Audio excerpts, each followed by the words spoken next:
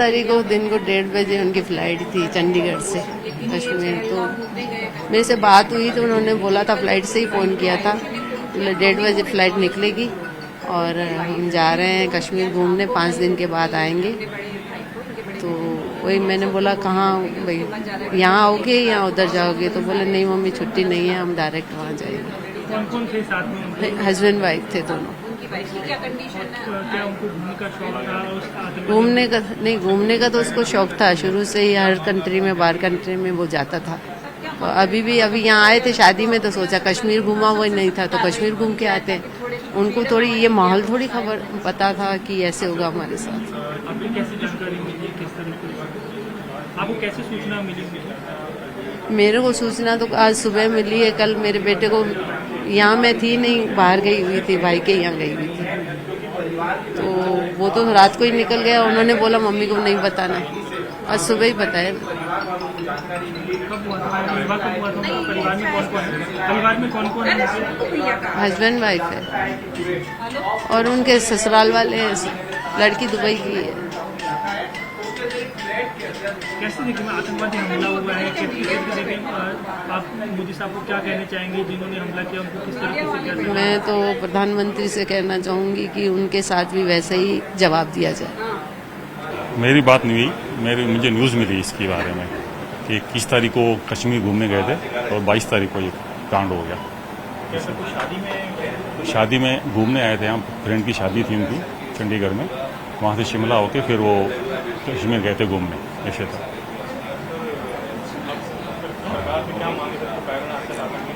जैसे को तैसा, सीधा सा हिसाब, जैसा उनके साथ हो हमारे साथ है वैसा उनके साथ हो, न्याय तो तभी होगा।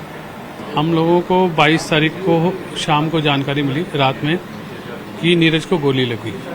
पहलगाम का हमारे को इन्फॉर्मेशन था मीडिया के थ्रू, पहलगाम में हुआ है। बाद में ये चला कि नीरज को भी गोली लगी है और नीरज की हालत नाजुक है, शायद देहांत हो गया है। फिर कंफर्म किया, लिस्ट वगैरह से वहाँ से पता किया, साइट वगैरह से, तो पता लगा कि नीरज का देहांत हो गया। नीरज वहाँ कब पहुँचे थे, उनके साथ कौन कौन थे? नीरज 21 तारीख की चंडीगढ़ से फ्लाइट लेके वहाँ पहुंचे थे श्रीनगर, उनके साथ उनकी धर्मपत्नी आयुषी। नीरज जी क्या करते थे, कहाँ काम करते थे? नीरज जी दुबई में सीए का काम करते थे, किसी फर्म में सीए का काम। उनकी पत्नी से बात हुई आप लोगों की? कुछ उसकी पत्नी अभी बात करने की हालत में नहीं है, पर उसने मेरे बड़े भतीजे जो उनको लेने गया हुआ है, इनकम टैक्स ऑफिसर हैं किशोर जी, उनसे बात करी थी कि नीरज को गोली लगी है। और ये सुनते ही किशोर जी अपनी पत्नी के साथ वहाँ रवाना हो गए हैं। उनसे अभी मुलाकात नहीं हुई है, आयुषी जी भी साथ आएंगे सामने। ये जो घटना हुई है, आप लोग क्या चाहते हैं सरकार से कि किस तरह की कार्रवाई होनी चाहिए? सरकार से हम यही चाहते हैं कि तुरंत एक्शन हो, तुरंत उनको गिरफ्तार किया जाए और उनको तुरंत सजा दी जाए, और इसके पीछे जो लोग हैं उनको भी बहुत सख्त से सख्त सजा दी जाए। किस तरह की सजा की मांग कर रहे हैं? सर, जिन्होंने किया है उनको तो कम से कम फांसी की सजा, और जो पीछे हैं उनको उस हिसाब से, अगर यानी विदेशी हाथ है तो सर्जिकल स्ट्राइक वगैरह इस टाइप से। मैं परमानंद मेघनानी हूँ, मेरा भांजा है, मैं उसका मामा लगता हूँ नीरज कुमार का। और आपकी नीरज जी से बात हुई थी कभी? नहीं, उनकी मदर मेरे पास ही थी, अभी 5 दिन से मेरे पास ही थी। डेली उसका फोन आता था, दिन में 4-5 बार फोन करता है वो दुबई से। अभी भी यहाँ आया हुआ था तो डेली फोन करता था, दिन में 4-5 बार। तो अभी हम सुबह घर पे आराम से बैठे थे तो इनको तो हमें तो अभी पता पड़ा था रात को, तो इनको सूचना, इनका बड़ा बेटा है इंस्पेक्टर है, वो इनकम टैक्स में, बहू भी इंस्पेक्टर है, तो उनको रात को पता पड़ा, तो हमें सुबह पता पड़ा है, वो बॉडी लेने गए हुए हैं।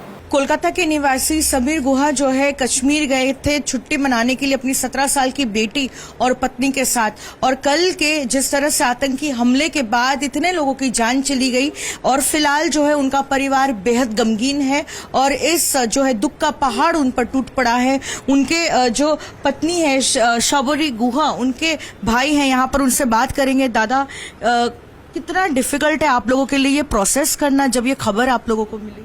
ये बहुत ही डिफ़िकल्ट है क्योंकि ऐसे सिचुएशन में हम लोग कभी पड़े नहीं हैं, क्योंकि ये बहुत ही डिफ़िकल्ट सिचुएशन है हम लोग के लिए। बहुत ही अनएक्सपेक्टेड एक इंसिडेंट है जो कभी सोचा ही नहीं था। घूमने गए थे वो लोग और ऐसा हो गया है। ठीक है, उनको कब वापस आने का था? आज ही एक्चुअली डेट था आने का, प्लान रिटर्न आज ही था, लेकिन ऐसे आएंगे ऐसा सोचा नहीं था कभी।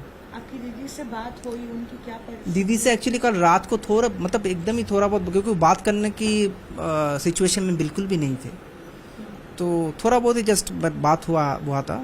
अभी आने के बाद, यहाँ पे आने के बाद हम लोग कोशिश करेंगे नॉर्मल लाइफ में। तो जैसा कि उनके भाई बता रहे थे, तो समीर गुहा का जो है आज पार्थिव शरीर कोलकाता लाया जाएगा। और ये देखिए उनके घर पर हमारी मौजूदगी है, और आप देखिए ये उनका फैमिली पिक्चर है 17 साल की बेटी के साथ। खुद समीर गुहा जो गए थे, और साथ ही फिलहाल शायद सपने में भी उन्होंने नहीं सोचा था कि शार्बरी गुहा जो अपनी पत्नी है और उनकी बेटी को आज इस तरह से वापस आना पड़ेगा, क्योंकि आज ही उनको कोलकाता वापस आने की तारीख थी। लेकिन वापस तो जरूर आएंगे, लेकिन समीर गुहा जो है वो एक कॉफिन में बंद वापस आएंगे। उनका पार्थिव शरीर यहाँ पर आएगा, और बेहद इस जो है दुख का पहाड़ जो है परिवार के ऊपर फिलहाल टूट पड़ा है, और आखिरकार इस लॉस को कैसे प्रोसेस करेंगे, ये परिस्थिति जो है उनकी फिलहाल बनी हुई है।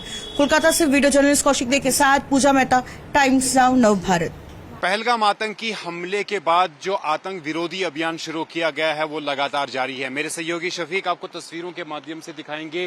जम्मू कश्मीर पुलिस के जो स्पेशल ऑपरेशन ग्रुप के जवान हैं वो यहाँ पर इस इलाके में लगातार सर्च ऑपरेशन अंजाम दे रही है। सीआरपीएफ के जवान भी इस ऑपरेशन में जुड़े हैं, और वही स्थानीय लोग जो पोनीवालाज है वो भी कहीं ना कहीं पर सुरक्षा एजेंसियों की, सुरक्षा बलों की सहायता के लिए अपने घोड़े लेकर जो अटैक स्पॉट है उस तरफ लगातार जा रहे हैं। कल दोपहर के बाद अचानक से 3 से 4 आतंकवादी बैसरन की वादी में घुस गए, और वहां पर उन्होंने गोलियां चलाई। करीब 200 राउंड्स बताए जा रहे हैं ये जो गोलियां चलाई गई हैं, और सबसे पहले तो अंधाधुंध गोलियां चलाई, लेकिन उसके तुरंत बाद लगातार उन्होंने नाम पूछकर, धर्म पूछकर लोगों को टारगेट करना शुरू किया, और इस हमले में अब तक जो है 26 लोगों की मौत हुई है।